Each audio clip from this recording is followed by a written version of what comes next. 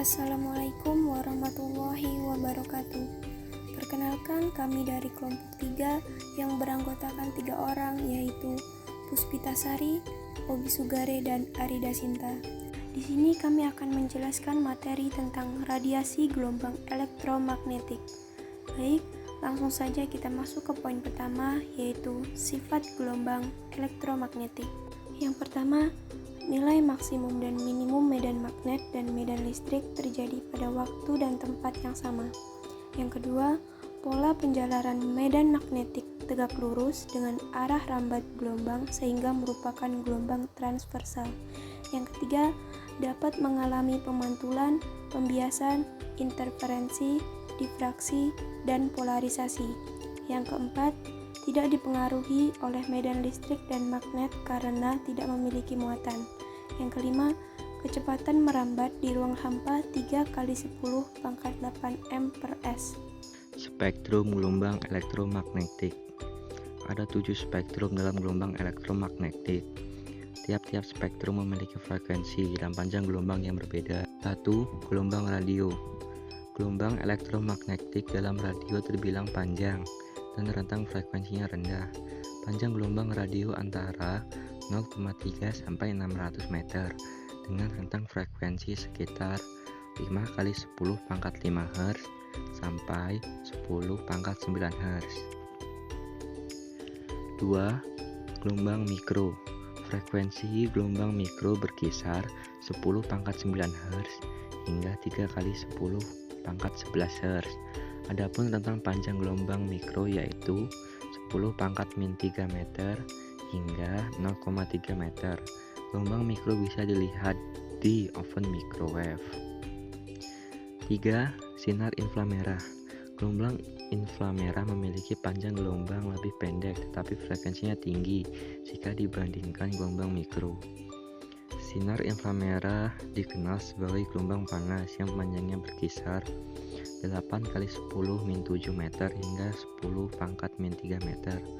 Frekuensinya 3x10⁻11 Hz sampai 4x10⁻14 Hz. 4. Cahaya tampak.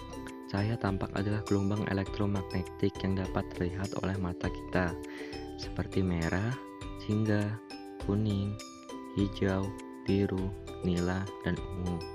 Cahaya yang memiliki panjang gelombang terbesar adalah merah, dengan panjang gelombang 620 nm hingga 750 nm. Sedangkan cahaya yang memiliki panjang gelombang terkecil adalah ungu, 380 nm hingga 450 nm. 5. Sinar ultraviolet. Sinar elektromagnetik memiliki panjang gelombang antara 380 nm sampai 10 nm. Rentang frekuensinya berkisar 8x10⁻14 Hz sampai 3x10⁻16 Hz. Radiasi ini dikenal ultraviolet karena berkaitan dengan frekuensi lebih besar daripada frekuensi cahaya ungu. Sinar X. Sinar X adalah radiasi elektromagnetik yang memiliki daya tembus sehingga dapat menggambarkan gigi dan tulang juga kelainan dalam tubuh. Dalam bidang kedokteran, sinar X lah yang digunakan dalam rongsen juga pemeriksaan kesehatan pasien. 7.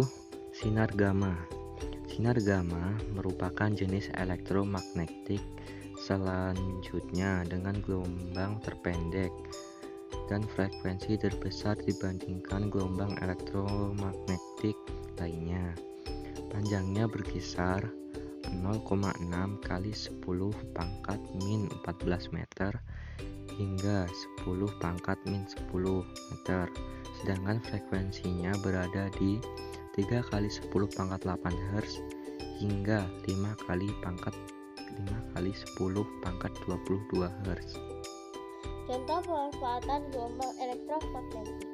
Contoh pemanfaatan gelombang elektromagnetik dalam kehidupan sehari-hari adalah sebagai berikut.